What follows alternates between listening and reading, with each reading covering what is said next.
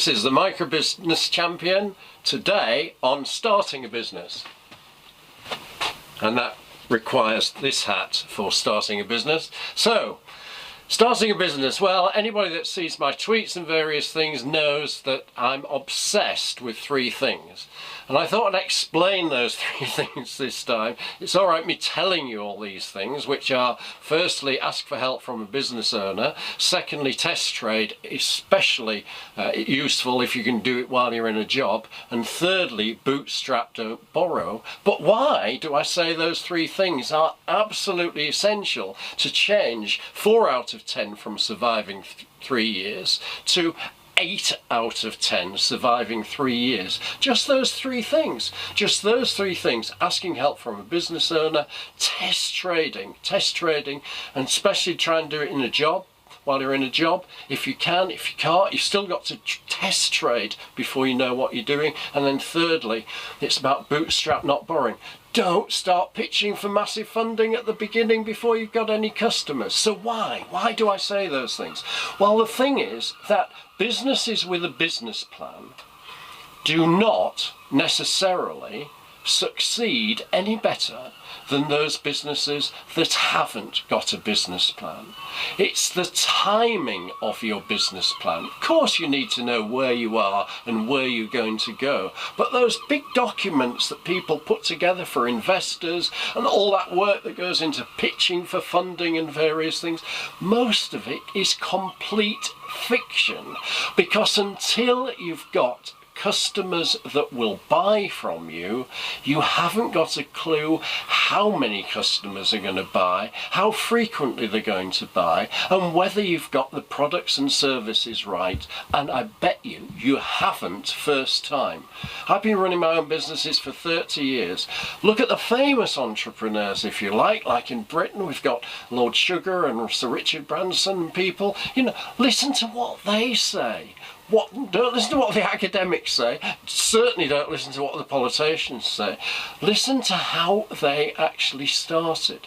They all started by doing something that they knew something about, or that was a passion, a hobby, something that they knew what they were doing about. And then they looked at what other business owners were doing with similar kind of things. Then they maybe tweaked it a little, or turned the prices or whatever. Lord Sugar says you might even go on holiday and you might find that something that you can buy in a country for 50p, you can sell back in the UK for £8.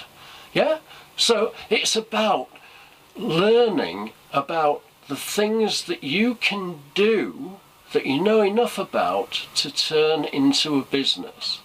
Now, everybody can think of a fantastic app that they can build and all sorts of things that they can do. Okay, but try and do it into something that you really, really know about. And this asking a business owner is not just my advice to say, ask somebody who's started and run a business themselves to advise you, but ask somebody who's started and run a business to talk it all through with you, that understands the product or service that you actually run. And remember, 70% of that are 70% of all businesses are now service businesses, if you like. So they don't even have any products. So even more case, you'll only get an idea of what it is and how big your market is, and whether you need even to go global from day one. For example, when I started up my business, it was at a time that there were a quarter of the businesses that there are in the UK at the moment. Yeah. So therefore, all I needed to do was make sure that I actually was able to get to London in order to sell my products and services, if you like.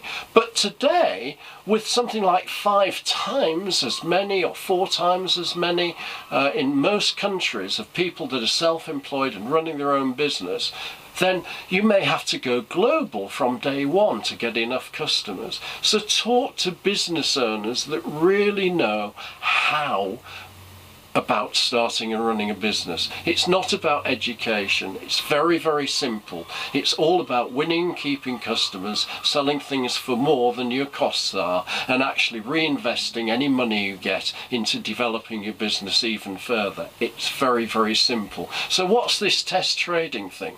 Well, the fortunate thing about test trading is that it's much easier to do.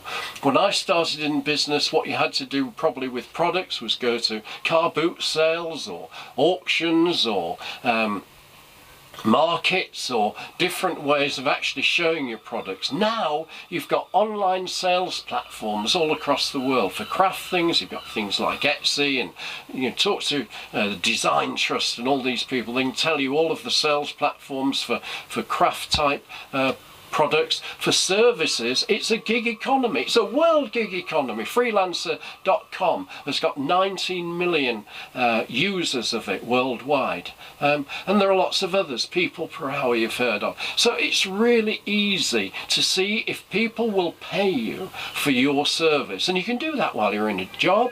You can do all these things while you're in a job. If you can, then that's great, if you've got an income coming on.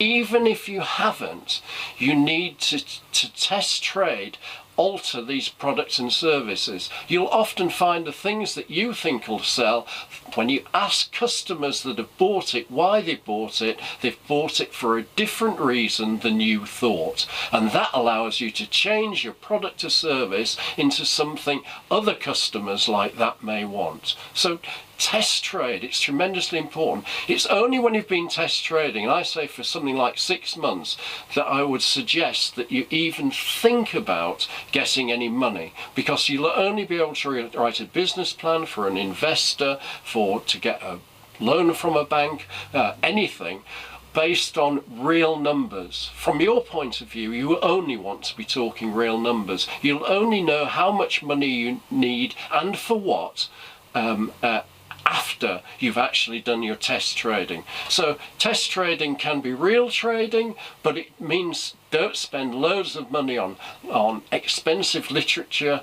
Certainly don't spend any money on all the glitter and glitz of your business, if you like, until you're sure of the numbers and the products and services that will work for you. And don't be afraid of multiple income streams. Some products and services for that group of customers, some products and services from that group of customers, and you getting a part-time job while you're building those kind of customers in those kind of groups if necessary. It's all about keeping going. The last thing is bootstrap, don't borrow. And money is obviously incredibly important. You've got to eat, you've got to live, if you like.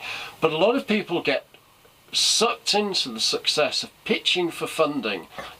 Lord Sugar, one of our favourite entrepreneurs that does The Apprentice, calls it the free lunch mentality. You know, in other words, I can't start something until I've got something coming in. It's about starting small and it's about building. And that's absolutely essential. So bootstrap, don't borrow until you're absolutely certain of all the numbers in your business. Then you may want to borrow to expand a little bit faster because you know what you're doing. Starting and running your own business isn't about planning, isn't about thinking, isn't about a eureka moment idea. It's all about learning by doing. Once you've learnt by doing, then you can borrow. While you're learning, beg or get family members, help, use any savings you've got. Many people do deals, if you like, that they can with potential suppliers. Whatever it takes, just try and get to the point where you've got a business actually running and going and you know what you're doing yourself.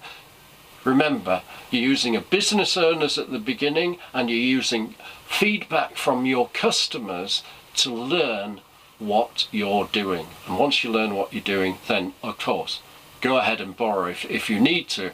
But the majority of us businesses that have survived as we have something like 30 years is that we've not done it through borrowing, we've done it through building our business and actually investing what we get in other income streams, in other products and services, in new opportunities, and keeping looking for those things and then test trade them. I often think starting and running a business is actually about starting and running multiple businesses, because you never stop starting and testing a new idea or a new product or a new service. That was the Micro Business Champion on starting a business. Thank you.